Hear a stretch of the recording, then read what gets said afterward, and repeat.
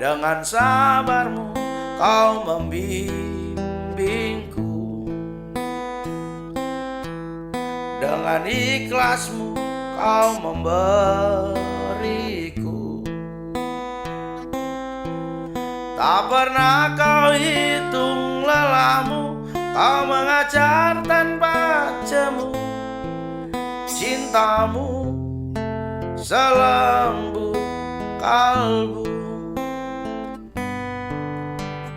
Terima kasih guruku, kau balita dalam hidupku. Dengan doa kasihmu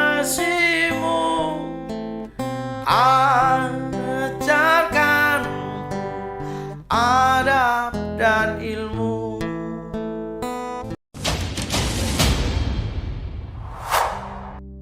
Kalau lo sering mantengin kolom komentar di YouTube 1%, mungkin lo sadar ya, kalau banyak banget orang yang curhat. Kak, aku kok rasanya nggak punya kelebihan apa-apa ya? Begitu juga di sesi mentoring 1% kurang lebih sama. Banyak banget orang yang datang karena ngerasa nggak punya kualitas diri apapun. Karena itu, mereka jadi ragu aja gitu buat ngambil kesempatan yang sebetulnya ada di depan mata mereka. Tapi ya nggak pede aja gitu karena ngerasa nggak punya kelebihan.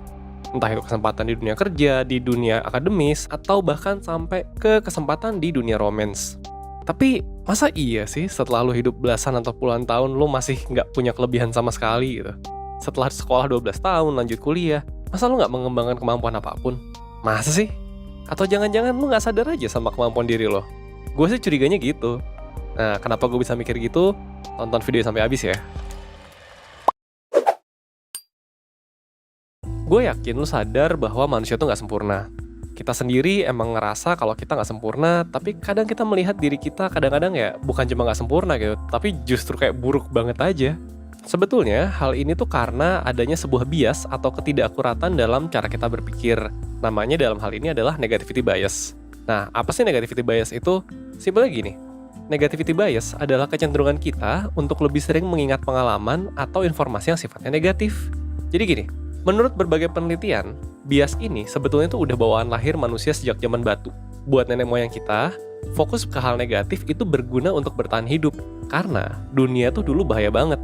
Pengalaman negatif di zaman itu lebih penting untuk diingat dibandingkan pengalaman positif. Simple deh, bayangin lo ada di zaman batu. Penting mana coba? Pengalaman lo dikejar macan dan bikin lo inget di mana macan biasanya hangout, atau pengalaman lo ketika lo lihat sesuatu yang lucu di tengah hutan? Ya pengalaman lo dikejar macan kan? Karena itu bikin lo tahu area mana yang harus dihindari dan tingkat kemungkinan lo buat selamat jadi naik. Tapi kan sekarang udah nggak gitu. I mean, kalau lo bisa akses YouTube dengan bebas, kemungkinan besar nyawa lo tuh nggak terancam di kehidupan sehari-hari. Dan lo actually bisa melakukan hal yang nenek moyang lo di zaman batu nggak bisa. Hidup nggak cuma sekedar hidup, tapi lo bisa actually mengejar hidup seutuhnya. Dan kalau lo pakai kebiasaan zaman batu di zaman sekarang, susah aja nggak sih kayak, dah. Nah sayangnya nih, sifat-sifat warisan dari zaman nenek moyang ini membekas aja gitu dalam diri manusia. Bahkan sejak bayi pun otak kita tuh udah tersimulasi sama hal-hal negatif dibandingkan positif. Kenapa? Ya karena struktur otak manusia udah kayak gini nih ratusan ribu tahun lamanya. Sementara peradaban modern sendiri kan baru berapa abad doang gitu kan. Coba deh, gak usah jauh-jauh zaman batu, lu tanya orang zaman Firaun gitu misalnya. Mereka punya passion apa enggak? Ya boro-boro, sebagian besar dari mereka bisa bertahan hidup aja udah syukur. Apa pula itu passion kan? Nah, orang zaman itu nggak penting apa kelebihannya. Selama lu masih hidup, lu nggak cacat, ya lu bakal ada aja ngasih kerja dan ngasih lu jodoh. Meskipun ya kerjanya receh gitu, misalnya jadi apa, tukang bangun piramid gitu. Tapi kan lu hidup di zaman yang berbeda.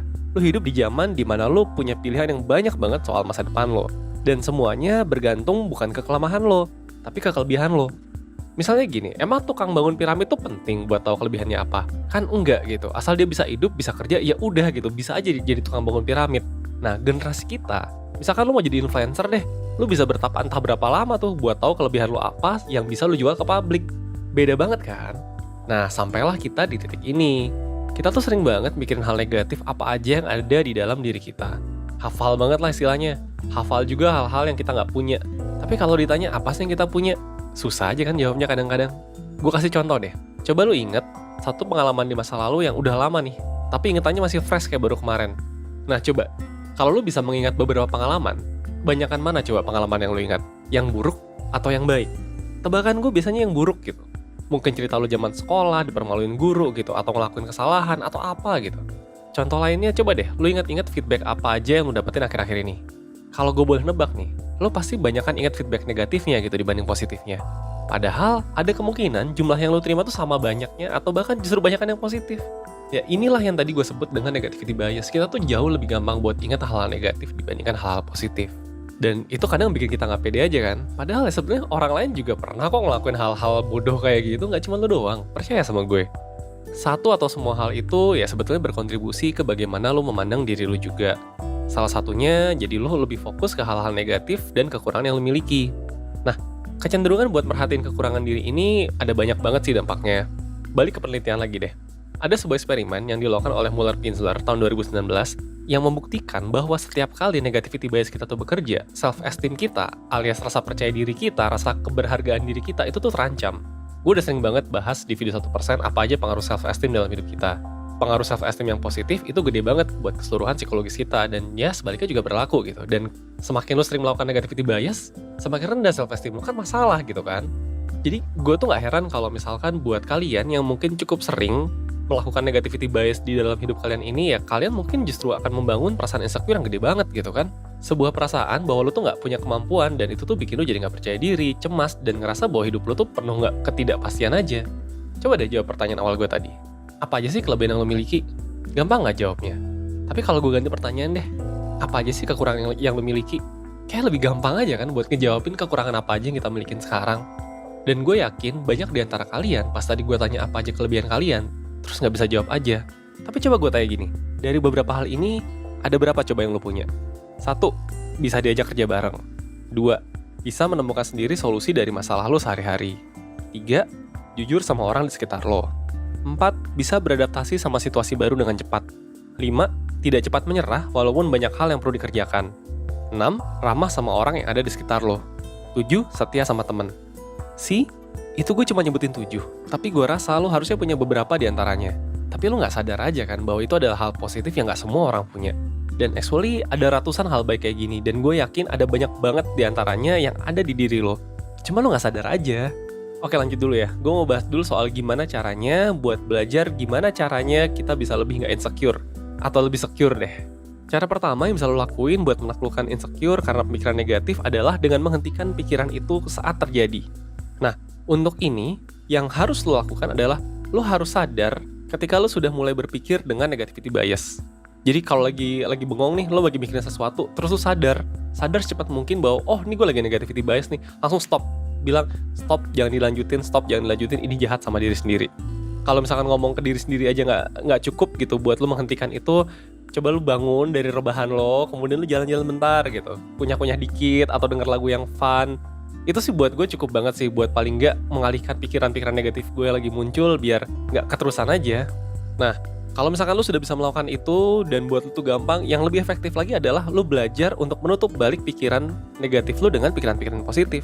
Jadi ketika lu lagi mulai ngerasa kayak lu tuh buruk ini itu segala macam, ingat deh, apa aja sih yang pernah lu capai? Kebaikan apa yang sudah pernah lu lakukan buat orang lain? Gak harus hal gede, sekecil apapun. Walau cuman membuat diri lu berkembang 1% pun ya tetap harus lu apresiasi gitu. Pasti ada kan hal-hal kecil itu.